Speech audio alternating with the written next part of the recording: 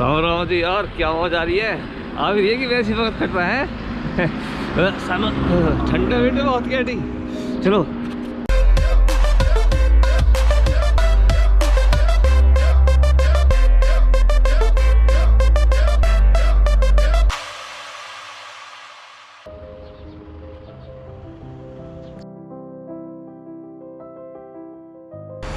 सबका मालिक एक है, भगवान कोई सा भी हो, फीलिंग तो सेम ही रहती है।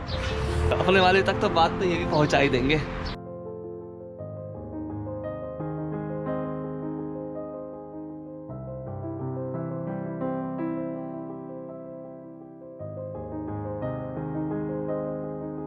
ओस पड़ रही है। हाँ, इस साल ठंड कैडी पड़ रही हुई है, ध्यान रखना अपना। सच में गर्म कपड़े बहुत जरूरी है। ओ बस बहुत सही यार, पूरी ओस पड़ी हुई है ऊपर। अरे ओस नहीं है, ये तो बर्फ है।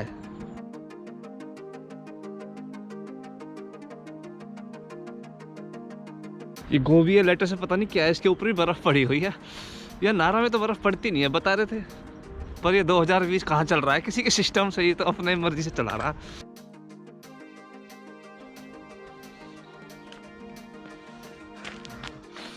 ठंड है तो आज मैं बताऊंगा जापान में मैं क्या जॉब करता हूँ, कप प्लेट बेचता हूँ, चाबी बनाता हूँ डुप्लीकेट, या जेब कतरी करता हूँ।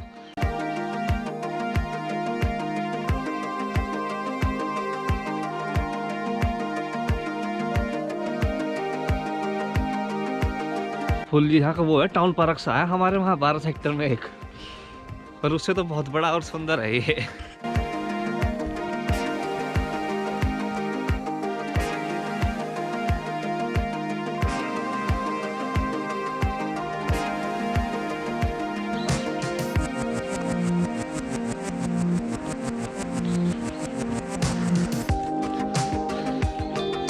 हाँ तो जो मेरी कंपनी है ना, वो आईटी कंपनी है यहाँ पे, और वो पूरी फुल फ्लेजेड जापानीज कंपनी है एक। उसमें अभी तो मैं ही अकेला फॉरेनर हूँ। तो हमारी कंपनी क्या करती है, सॉफ्टवेयर बनाती है, रोबोटिक्स बनाती है, आर्टिफिशियल इंटेलिजेंस का काम होता है, डेटा मैनिपुलेशन का काम होता है, मशीनें बनाती है। वो नहीं होते हॉस्पिटल में वो जो मशीन रहती है, P P P P P जो ऑपरेशन करने वाले रोबोट होते हैं, और गाड़ी के जो सिस्टम होते हैं सारी, वो सब बनाती है। तो उसमें मेरा काम क्या है, मैं सॉफ्टवेयर प्रोग्रामिंग करता हूँ, उसके बाद डेटा मैनिपुलेशन का काम आता है, और उसके बाद काम आता है आर्टिफिशियल इंटेलिजेंस का, जिसमें यार डिफरेंशिएशन इंटीग्रेशन भर के कैलकुलस जो 11वीं 12वीं में पढ़ा था ना, वो सब फिर से पढ़ना पड़ रहा है। वो तो खैर दिक्कत नहीं है, ये सब काम मुझे आता नहीं था, मैंने खुद से सीखा। यहाँ पर पुरानी वाली जो मेरी नौकरी थी, ट्रैवल कंपनी थी, उसमें थोड़ा फाइनेंस वगैरह का काम होता था, थोड़ा बहुत डेटा का था, पर ऐसा कुछ खास नहीं था यार। पूरा की एसक्यूएल खींच के मार दिया मुंह पे, और पाइथन वाइथन चला रहे हो तो वो काम अब मेरे यहाँ पर होता है, जो कि मुझे कंपनी मेरी खुद सिखा रही है। और जब मैंने यहाँ पर अप्लाई करा था तो मैंने बताया था कि मैंने खुद से थोड़ा बहुत सीख रखा है, पर मैंने कभी इस फील्ड में जॉब नहीं करी पूरी तरह से। उन्होंने कहा था कोई नहीं, वो तो हम सिखा देंगे, तुम टेंशन मत लो। तो भाई तुम्हारा है सॉफ्टवेयर इंजीनियर अब 1 महीने से। इंजीनियरिंग करी भी नहीं है मैंने।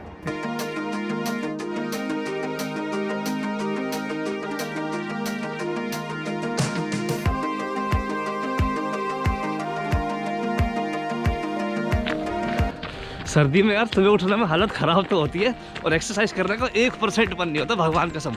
पर एक बार चालू कर दो ना हिम्मत करके, तो फिर बाद में सिस्टम सा बन जाता है ठीक। बहुत जल्दी अब जॉब पे भी जाना है। हो गए रेडी, चलो काम पे।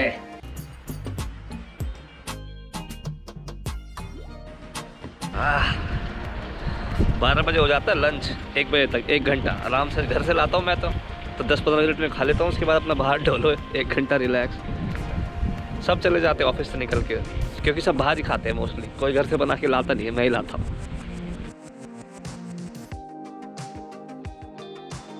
बजने वाला है एक, चलो वापस अपना तोड़ेंगे कीबोर्ड। अब तो वैसे ऐसा तो कुछ खास काम है नहीं, प्रोजेक्ट बेस्ड होता है, तो मीटिंग ही मीटिंग, डिस्कशन ही चली जा रही है। मैं तो बैठा सुन रहा हूँ, बस खाली सा ही बैठा हूँ, पूरे दिन कुछ करा नहीं मैंने अब तक है।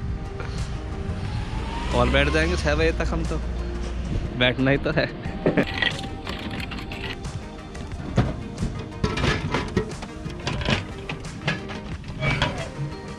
रात को मथुरा रोड पे भी इससे ज़्यादा ट्रैफिक रहता होगा, बहुत सुनसान है यार, कोई बाहर ही नहीं निकलता है 6 बजे के बाद। निकलते निकलते बच जाते हैं ऑफिस से। 6 बजे की वो होती है मेरी तो शिफ्ट, 9 to 6 की जॉब है एकदम नॉर्मल। पर निकलते वक्त 6:45, मिनिमम 6:30 तो है ही है। 6:30 से पहले तो कोई नहीं निकल सकता, क्योंकि बॉस नहीं जाता, कोई सीनियर निकलता नहीं है। तो फिर मैं इकला निकलूँगा तो बोलेगा इसे भगने की आग लग रही है, इसका तो काम वाम में मन ही नहीं है, कुछ देख लो बेशरम को। तो वहाँ रुकना पड़ता है। जब कोई 2-4 निकलने लगते हैं तब अपना उठ के अपनी टाँट से झुका के आराम से चुप निकल लो कि भैया मैं मुझे भी चाह लेने दो, घर जाके रोटी वोटी खा लूँगा। आ गया घर। हाँ, तो मैं बता रहा था जिस कंपनी में मैं काम करता हूँ ना, हमारी नहीं ऐसी बहुत सारी कंपनियां हैं जापान में, वो सारा काम खुद नहीं करती, बांट बांट के काम होता है। तो एक जैसे बड़े बड़े प्रोजेक्ट होते हैं जापान में, वैसे भी बहुत ज्यादा बड़े बड़े प्रोजेक्ट आने लग गए हैं कि जैसे ओलंपिक का बहुत बड़ा इवेंट है, उसका बहुत बड़ा डेटा है, बहुत बड़े सॉफ्टवेयर बन रहे हैं उसकी मैनेजमेंट के लिए, उनका सारा काम। 2025 में एक और बड़ा इवेंट होएगा जापान में, और TITP जैसे प्रोग्राम है जिसमें से बहुत सारे देशों से, इंडिया से तो आने लगे हैं ट्रेनिंग, जैसे वियतनाम है, थाईलैंड है, म्यांमार, उनसे तो बहुत पहले से आ रहे हैं। तो वो बहुत मैसिव अमाउंट है, वो सारा डेटा, उनकी सारी टेक्नोलॉजी बनानी, ये सब करना, काफी कंपनियां मिलकर काम करती है, 10 कंपनियां 12 कंपनी ऐसे। तो जैसे हमारे यहाँ मीटिंग होती है ना, तो मोस्टली जितने भी कंपनी के मालिक है ना, वो सारे 65-70 ऐसे हैं। वो सारे इतने एक्सपीरियंस्ड बंदे हैं ना, जैसे 60 साल जो अपने कहीं जॉब उन्होंने करी है बढ़िया टिक के। और उस वाले टाइम में जब जापान की इकोनॉमी बूम पे थी, अब तो थोड़ी डाउन सी हो गई है। जो जनरेशन थी जिन्होंने मन लगा के, तन लगा के एकदम जान दे दी अपनी कंपनी के लिए, वैसे काम करके अब वो सारे रिटायर हो गए।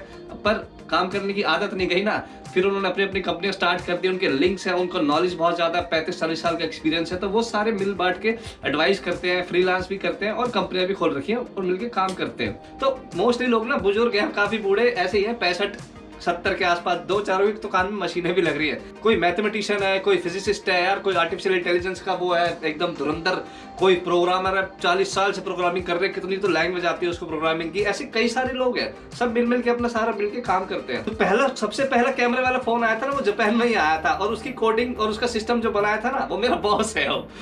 उसके सुन के मेरी हालत खराब हो गई थी। मैंने कि यार, ये जो पहला QR कोड बना था वो भी जापान में बना था, उसका सिस्टम, उसकी कोडिंग जो करी थी वो भी साथ में काम करता है। तो ऐसा लगता है यार इनको कितनी ज्यादा नॉलेज है। और जैसे मेरा जो बॉस है वो तो काफी पुराने टाइम के लोग हो गए ना, माना कि बहुत इंटेलिजेंट है और बहुत ज्यादा टेक्नोलॉजी की उनको नॉलेज है। पर आज के जमाने का तो सिस्टम उनको नहीं पता ना यार। इंस्टाग्राम चल रहा है, स्नैपचैट चल रहा है, तो उसको स्नैपचैट बहुत बुरा लगता है। इंस्टाग्राम के जो फिल्टर होते हैं ना, वो कहते हैं यार हमने कैमरे वाला फोन बनाया, हमने अपनी रातें गवाई इस टेक्नोलॉजी के लिए ताकि इससे दुनिया बदलेगी, और ये साले रिव्यूज पे देख के कुत्ता बिल्ली बन रहे हैं। वो कहता है कि यार आजकल की जनरेशन को ना कितनी अच्छी टेक्नोलॉजी दे दो, वो उसमें गोई खाएंगे।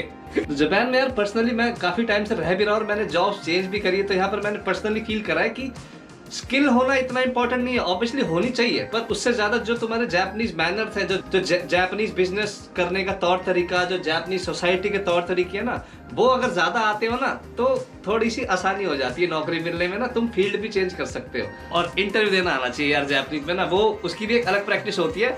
बार बार करोगे तो प्रैक्टिस हो जाएगी। अगर मेरे जैसा यार जिसने इंजीनियरिंग भी नहीं करी तो मैं ये नौकरी कर सकता हूँ, तो कोई भी कर सकता है। पर हाँ, उसको तुमको यार अपनी पर्सनल तैयारी करनी पड़ती है। होप ये वीडियो अच्छी लगी होगी यार। जिन्होंने भी चैनल सब्सक्राइब कर रखा उनको सच में बहुत थैंक यू, कतई कलेजे से। और जिन्होंने नहीं कर रखा आराम तक कर लेना, बाद में आए कोई आफत ना आ रही। अच्छा जी, फिर मिलेंगे। राम राम।